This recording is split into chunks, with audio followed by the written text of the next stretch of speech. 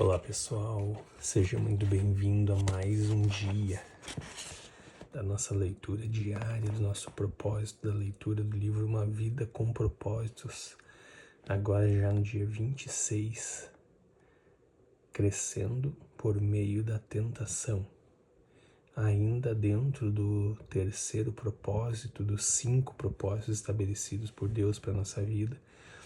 E esse terceiro propósito diz que nós fomos criados para ser parecidos com Cristo. E aí no dia 26, o tema é crescendo por meio da tentação. Será que Jesus ele foi tentado? Como que ele resolvia, esses problemas de tentação que passaram pela vida dele? Então vamos discorrer aqui. Ali em Tiago 1:12 diz: Feliz é o homem que não cede e continua fiel quando é provado, porque depois receberá como recompensa a coroa da vida que Deus prometeu àqueles que o amam. E Martinho Lutero também disse: minhas tentações têm sido minhas mestras em teologia. Toda tentação é uma oportunidade para fazer o bem.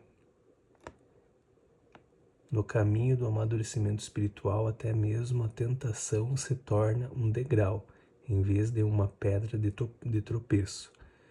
Quando você percebe que ela é uma oportunidade, tanto fazer a coisa certa quanto para agir de maneira errada. A tentação apenas apresenta uma escolha, embora seja a principal arma de Satanás para destruir você. Deus quer utilizá-la para fortalecê-lo. Toda vez que você escolhe fazer o bem em vez de pecar, está desenvolvendo o caráter de Cristo. Para compreender isso, você deve primeiro identificar as qualidades do caráter de Jesus.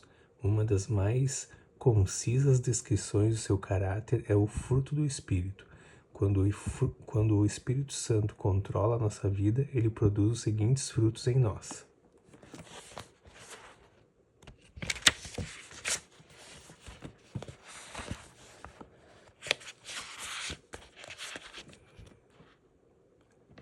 O amor, a alegria, a paz, a paciência, a bondade, a benignidade, a fidelidade, a mansidão e o domínio próprio.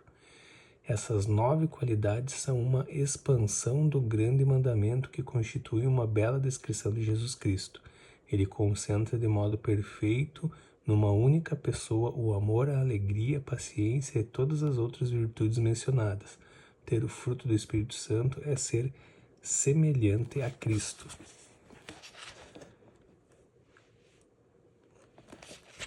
Como, porém, o Espírito Santo produzirá em sua vida esse fruto com 9 qualidades? Ele as cria de modo instantâneo? Será que um dia, ao se levantar pela manhã, você será repentinamente abastecido de forma plena com essas características? Não. O fruto sempre se desenvolve e amadurece lentamente. Essa afirmação é uma das mais importantes verdades espirituais que você poderá aprender. Deus desenvolve o fruto do Espírito em sua vida, permitindo que você vivencie situações nas quais será tentado e a exteriorizar uma qualidade exatamente oposta. O desenvolvimento do caráter sempre envolve uma escolha, e a tentação propicia essa oportunidade. Por exemplo, Deus nos ensina a amar, pondo pessoas desagradáveis a nosso redor. Amar pessoas agradáveis e que ainda por cima são amáveis conosco não exige nenhum caráter. O Senhor nos ensina a verdadeira alegria no meio da aflição quando nos voltamos para Ele. A felicidade depende de circunstâncias externas, mas a alegria fundamenta-se no relacionamento com Deus. O Senhor promove a verdadeira paz dentro de nós, não fazendo que tudo saia como planejamos, mas permitindo períodos de confusão e insegurança. Qualquer um pode se sentir tranquilo observando um belo pôr do sol ou relaxando durante as férias. Mas aprendemos a verdadeira paz quando optamos por confiar em Deus em situações nas quais somos tentados a ceder à preocupação e ao medo. Da mesma forma, a paciência é desenvolvida em situações nas quais somos forçados a esperar, enfrentando a tentação de nos entregarmos à ira por causa do nosso pavio curto.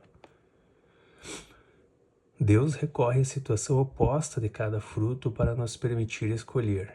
Você não pode afirmar que é bom se jamais foi tentado a ser mal. Não pode dizer que é fiel se nunca foi tentado a ser infiel. A integridade é construída ao se derrotar a tentação da desonestidade. A humildade cresce quando nos recusamos a ser arrogantes. A perseverança desenvolve sempre que resistimos à tentação de desistir. Cada vez que você derrota uma tentação, torna-se um pouco mais semelhante a Jesus.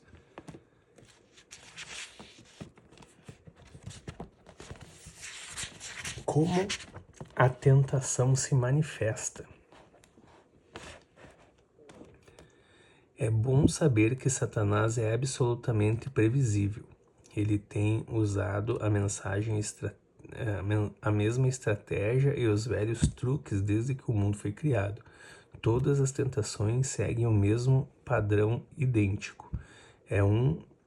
É por isso que Paulo declara: estamos bem familiarizados com os seus esquemas malignos. A Bíblia ensina que a tentação segue um processo de 4 etapas, que Satanás fez uso tanto na tentação de Adão e Eva quanto na de Jesus. Na primeira etapa, Satanás identifica um desejo dentro de você. Pode ser um desejo pecaminoso, como o de vingança ou de controlar os outros. Pode ser um desejo normal e legítimo, como o de ser amado, ser valorizado e sentir prazer. A tentação começa quando Satanás surge com um pensamento que você ceda a um desejo maléfico ou realize um desejo legítimo da maneira errada ou na hora errada. Cuidado com os atalhos. Frequentemente são tentações. Satanás sussurra: você merece isso.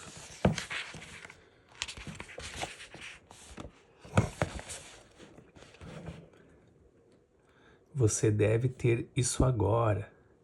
Será emocionante, gratificante e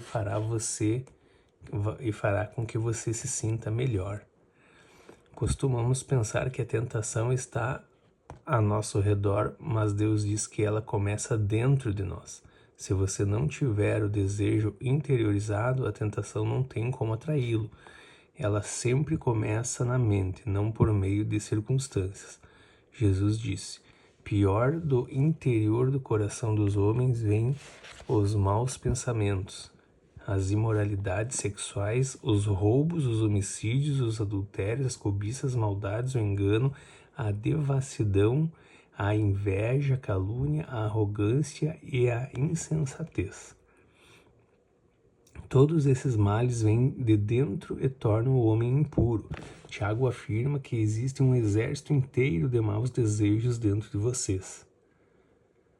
A segunda etapa é a dúvida. Satanás tenta fazê-lo duvidar do que Deus disse sobre o pecado. Será que é mesmo errado? Será que Deus realmente proibiu fazer isso? Não é possível que Deus tenha proibido isso para outro povo em outra época. Deus não quer que eu seja feliz. A Bíblia adverte: cuidado. Não deixem os maus pensamentos e as dúvidas levarem algum de vocês a se afastar do Deus vivo. A terceira etapa é o engano. Satanás é incapaz de falar a verdade, por isso é chamado pai da mentira. Tudo que ele lhe disser será falso ou nada além de meia verdade. Ele oferece a mentira em substituição ao que Deus já diz em sua palavra. Satanás diz: você não vai morrer, você será mais sábio do que Deus, você pode não ser punido por isso, ninguém vai saber, isso vai resolver seus problemas. Além do mais, todos estão fazendo isso. É um pecado insignificante, mas um pecadinho é como uma gravidez recente, acaba aparecendo. A quarta etapa é a desobediência. Você acaba agindo de acordo com a ideia que vinha cogitando na mente. O que começou como uma ideia nasce como conduta. Você cede a qualquer coisa que chamar sua atenção. Acredita nas mentiras de Satanás e cai na armadilha sobre a qual Tiago nos alerta. As pessoas são tentadas quando são atraídas e enganadas pelos seus próprios maus desejos. Então, esses desejos fazem com que o pecado nasça, e o pecado, quando já está maduro, produz a morte. Não se engane, meus queridos irmãos.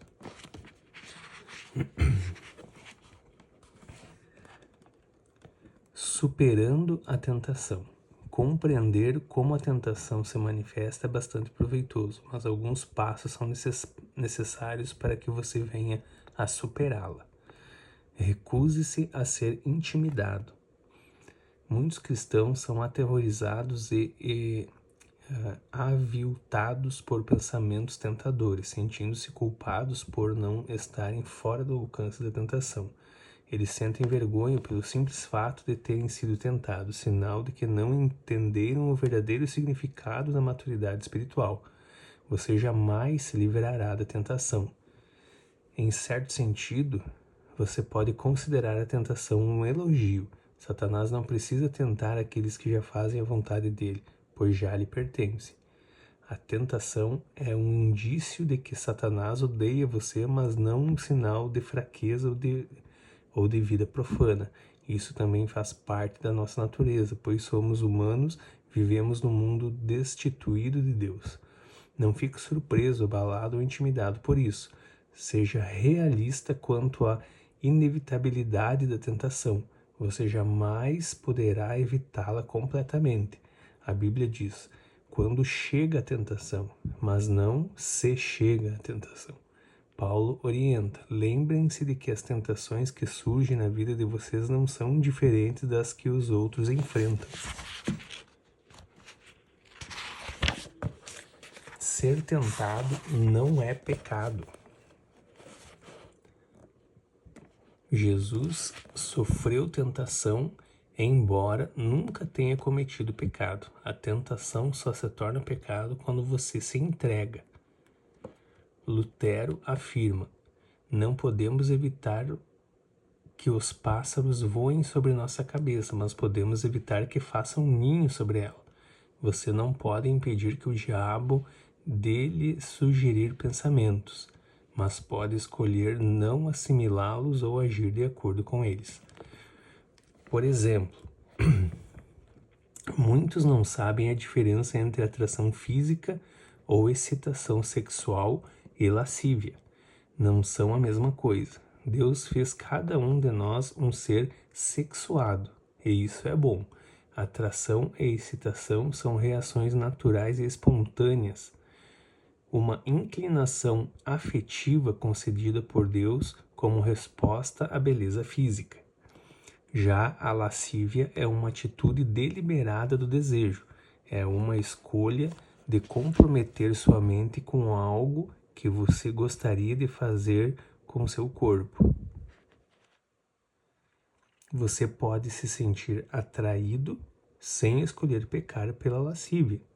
Os homens cristãos principalmente sentem-se culpados quando os hormônios que foram concedidos por Deus exercem o devido efeito fisiológico. Quando reparam uma mulher atraente, presumem que isso já é lascívia e sentem-se envergonhados e culpados. No entanto, atração não equivale a desejo sexual ilícito até que você comece a insistir nisso. Na verdade, quanto mais próximo de Deus você fica, mais Satanás se esforça para tentá-lo. No instante em que você se torna filho de Deus, Satanás, como assassino de aluguel, fecha um contrato para acabar com você. Você é agora inimigo, por isso conspira para sua derrocada.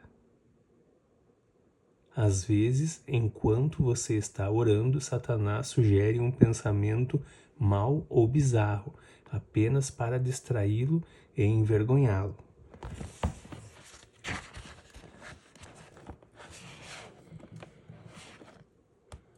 Não fique assustado ou envergonhado com isso. Entenda que Satanás teme suas orações e tentará de tudo para interrompê-las.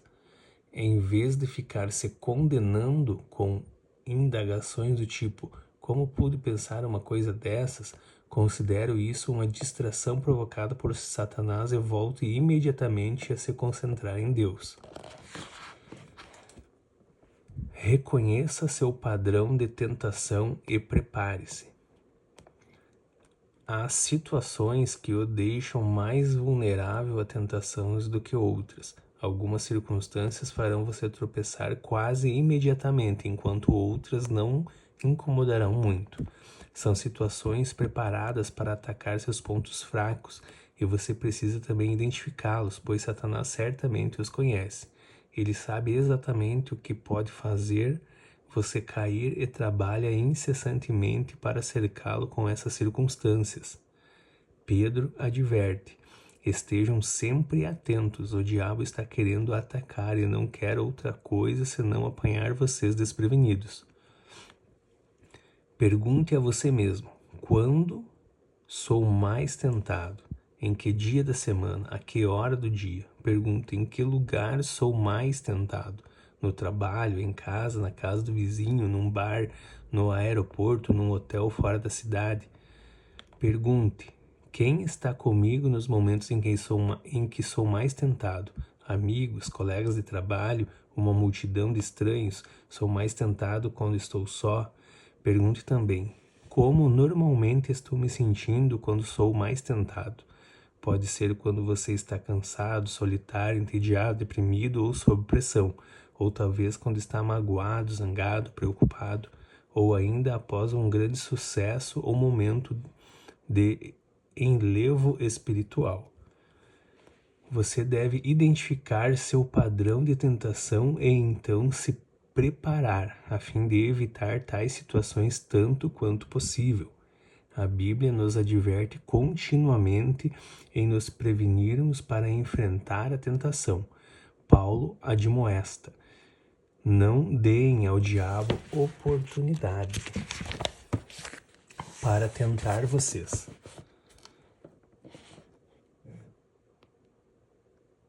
O planejamento prudente reduz a tentação. Siga o conselho de Provérbios. Pense bem no que você vai fazer. Evite o mal e caminhe sempre em frente. Não se desvie nem um só passo do caminho certo. O povo de Deus evita os maus caminhos e se protege, observando o lugar por onde vai. Peça ajuda a Deus. O céu tem uma linha direta 24 horas para emergências. Deus quer que você peça ajuda quando a tentação estiver muito forte. Ele diz: e clame a mim no dia da angústia, e eu o livrarei, e você me honrará. Chamo isso oração micro-ondas, porque é rápido e objetivo. Socorro. Quando bate a tentação, você não tem tempo para uma conversa longa com Deus. Simplesmente clama por socorro. Pedro, Daniel, Davi, Paulo e milhões de outros fizeram esse tipo de oração instantânea pedindo ajuda na hora da aflição. A Bíblia garante que nosso pedido de socorro será ouvido porque Jesus se compadece de nossa luta. Ele enfrentou as mesmas tentações que nos aflige. Cristo compreende as nossas fraquezas, pois ele enfrentou as mesmas tentações que enfrentamos, ainda que não tenha cometido pecado. Se Deus está aguardando para nos ajudar e derrotar as tentações, por que não pedimos ajuda com mais frequência? Falando com franqueza, às vezes não queremos ser ajudados. Queremos ceder à tentação, embora saibamos que é errado. Nesses momentos achamos que sabemos mais do que Deus, o que é melhor para nós. Em outras ocasiões, ficamos envergonhados de pedir auxílio divino, porque continuamos a ceder à mesma tentação repetidas vezes. Deus também jamais se irrita, nem se aborrece ou perde a paciência se continuarmos recorrendo a Ele. A Bíblia diz: tenhamos confiança e cheguemos perto do trono divino, onde está a graça de Deus. Ali receberemos misericórdia e encontraremos graça sempre que precisamos de ajuda. O amor de Deus não se esgota, e sua paciência permanece para sempre. Se você tiver de clamar pela ajuda de Deus 1000 vezes por dia a fim de derrotar uma tentação em particular, Ele ainda estará ansioso por lhe demonstrar misericórdia e graça. Portanto, apresente-se corajosamente diante de Deus, peça-lhe forças para fazer as coisas certas e depois espere que Ele proverá. As tentações mantêm-nos dependentes de Deus, assim como as raízes crescem mais fortes quando o vento sopra contra a árvore. Você se torna mais semelhante a Jesus toda vez que enfrenta uma tentação. Quando você tropeça, o que certamente ocorrerá? Isso não representa o fim. Em vez de ceder ou desistir, busque Deus, confie que Ele o ajudará e lembre-se da recompensa que espera por você. Quando as pessoas são tentadas e ainda continuam fortes, devem ficar felizes. Depois de provada sua fé, Deus as recompensará com vida para sempre. Que ensinamento, hein, gente? Isso aqui é algo pra gente refletir, esmiuçar, estudar. Você imagina o quanto de precauções, né? Deus nos auxilia e nos ajuda, né? Para que a gente transforme, né, as coisas ruins, né, em fortalecimento, né, da nossa vida, da nossa alma, do nosso espírito. Então, pensando sobre o propósito de vida, tema para reflexão. Toda tentação é uma oportunidade para fazer o bem. Versículo para memorizar: Deus abençoa as pessoas que pacientemente suportam a provação. No final, receberão a coroa da vida que Deus prometeu a todos os que o amam.